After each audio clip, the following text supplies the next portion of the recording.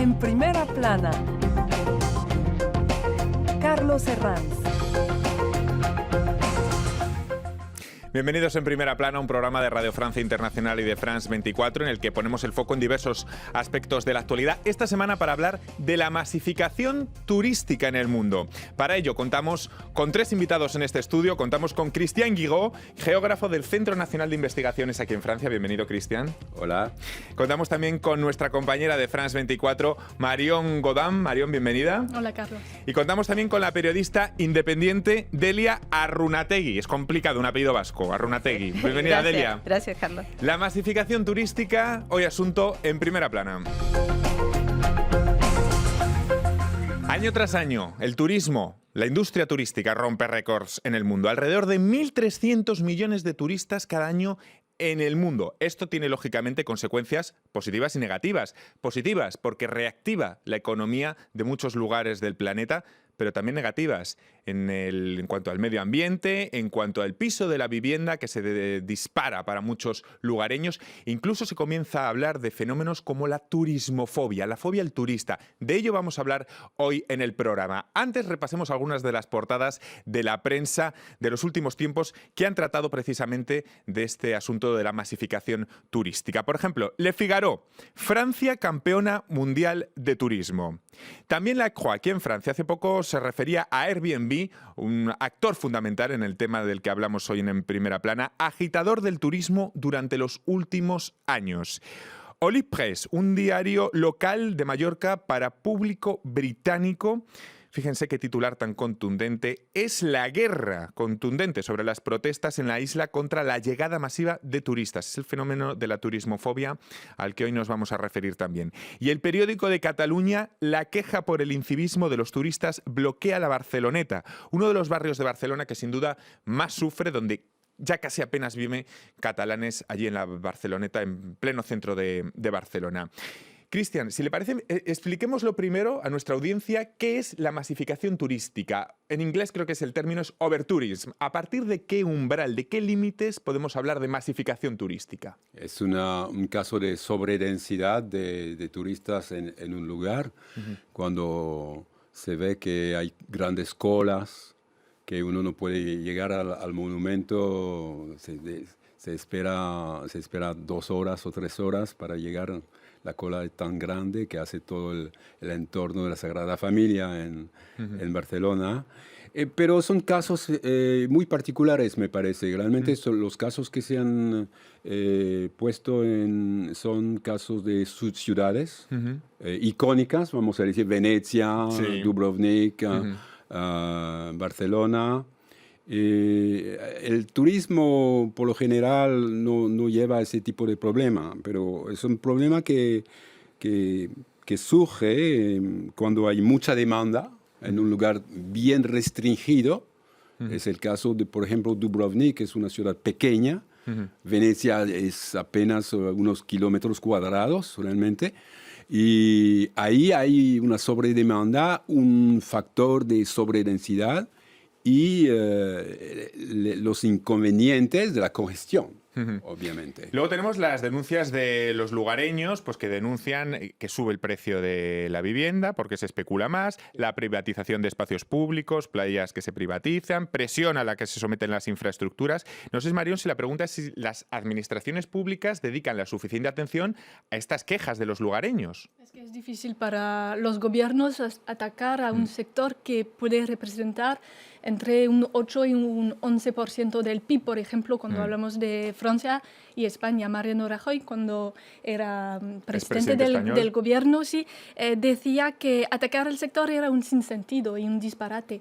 Emmanuel Macron, él en Francia, el presidente busca recibir hasta 100 millones de turistas en 2020 y eso me pregunto cómo él va a hacer para distribuir la gente, alojarlos, repartirlos en toda Francia cuando ya hay sitios congestionados que no pueden soportar más, como París o en la Costa Azul o Biarritz en el País Vasco o en el Mont Saint-Michel, por ejemplo.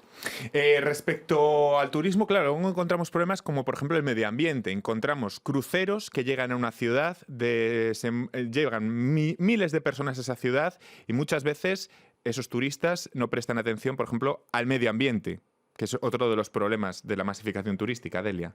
Exactamente, yo creo que ese es el verdadero impacto negativo del turismo de masa, cuando las personas, los turistas llegan y no toman conciencia del impacto que van a causar en las ciudades, en los monumentos. Creo que en ese momento se puede hablar de masificación turística, no tanto pensando en en el número, que puede ser 1 millón, 2 millones de personas, sino en el impacto que estas personas causan al medio ambiente y al lugar donde están llegando. Yo creo que ese es el real problema, una desorganización y, ¿por qué no, hablar de ciertos incivismos?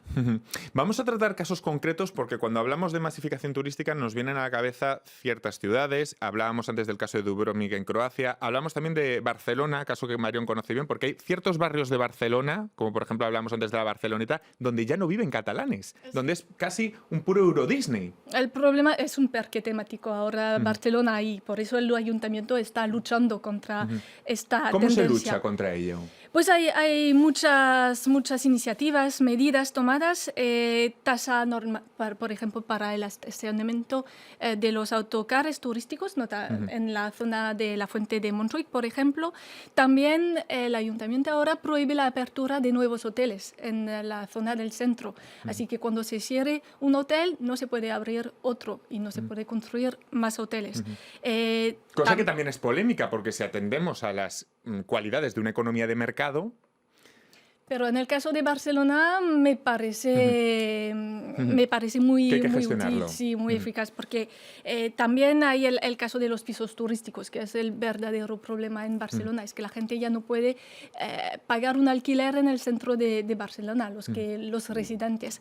Y cuando fui a hacer un reportaje aquí, conocí a mucha gente que tenía que marcharse de Barcelona porque ya no podía pagar el alquiler. También estaba luchando contra la creación de nuevos hoteles en lugar de, por ejemplo, residencia de ancianos. También lo hemos visto en ciertos barrios de Lisboa, donde el metro cuadrado está casi como en el de los Campos Elíseos de París. Y aquí en París también estamos viendo que desde hace unos meses es obligatorio registrar en el ayuntamiento las viviendas que quieran alquilarse temporalmente. No sé cómo está funcionando, porque también hay récord de multas, ¿no? Bueno, en París, el caso de París me parece muy distinto al caso que hemos evocado Sí. en ese momento, porque París tiene muchos puntos de interés, es decir, que entonces no se agobia el turista.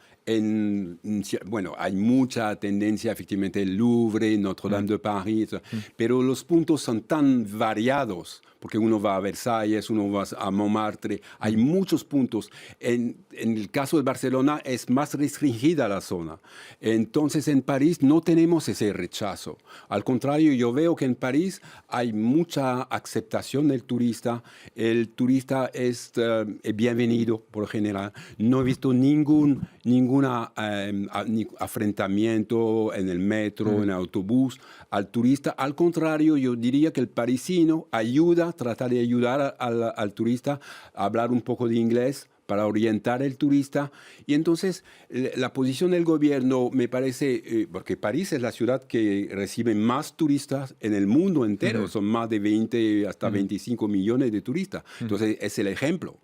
Entonces, y además vamos a tener los Juegos Olímpicos. Entonces es una serie de eventos que van a propiciar todavía más la imagen de París, que ya está a nivel mundial, evidentemente. Entonces, el tema es la regulación del turismo. Entonces, como dice, ahora mismo hay que registrar los apartamentos por alquiler, que se van a alquilar, y van a cobrar el ayuntamiento va a cobrar la tasa. Y Airbnb se conformó con eso. Sin embargo, sí que desde hace meses estamos escuchando en la prensa cada vez más hablar de turismofobia en ciertos lugares. ¿Es un fenómeno, Delia, que ha venido para quedarse, la turismofobia? ¿Cómo se combate? Porque sí que hay sitios donde los lugareños se ve cierta tensión respecto al turista. Totalmente. A mí turismofobia, la palabra en sí Sí. me parece bastante fuerte, porque significa que uno tiene un miedo hacia el turista. Y realmente yo creo que más que nada la reacción es en contra de ciertas políticas públicas y en contra de cierto tipo de turismo, o de un modelo De un turístico que no pega, que no sienta en ciertos lugares, porque es demasiado masivo, porque es invasivo, porque molesta a los habitantes, a los locales. Entonces, turismofobia sí se comprende, se entiende lo que es, pero yo creo que más que nada es una crítica hacia un modelo turístico que no encaja, que degrada. Entonces, ¿cuándo podríamos hablar de turismo sostenible? ¿Qué sería el turismo sostenible? ¿Qué políticas públicas tendríamos que fijarnos en ellas para hablar de turismo sostenible? Sí, sabes. es importante. En Francia tenemos mucha experiencia, porque Francia tiene una experiencia Sí. de 2 siglos de turismo intensivo.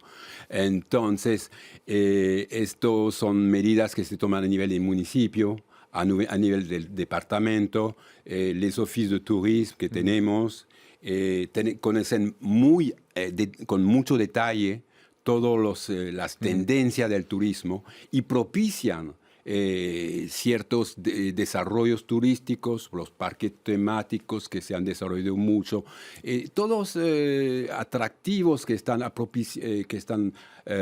tienen una ventaja para atraer el turismo. Y entonces el territorio nacional, porque con las distintas provincias de Francia, que son muy numerosas, que tienen tantos atractivos, van a beneficiarse de la avenida, además de París, obviamente, porque cada provincia tiene su encanto y tiene su turismo interior y de gente que viene de fuera. Nos estamos centrando mucho en Europa, pero también hay sitios de América Latina que están plenamente afectados por esto. Por ejemplo, el caso de Cuzco, ¿no? En Perú, ¿no? Totalmente. No sé si a lo mejor limitar la entrada el número de turistas, el número de Como lo que han hecho en Machu Picchu. Machu Picchu. Porque estaba sufriendo un deterioro, lo que es la ruina en sí, y estaban viendo que en los próximos 15, 20 años iba a sufrir un deterioro masivo y han decidido reducir que las visitas de las personas sean guiadas, encuadradas con guías, es decir, ya uno no puede ir solo, y también reducir a través de horarios fijos, o bien en la mañana hasta la tarde y de la tarde a partir de las 12 hasta las 6 de la tarde y se cierra. Ya antes la persona podía quedarse todo el día, ahora ya es limitado. Yo creo que eso ayuda mucho y sobre todo para evitar que los turistas que no conocen muy bien qué se puede hacer o qué no se puede hacer estén, no quiero decir vigilados, pero que estén cuidados. Que estén cuidados. Vamos a hacer en este punto una pequeña pausa para despedir a los telespectadores de France 24. Nosotros continuamos hablando de masificación turística aquí en Primera Plana.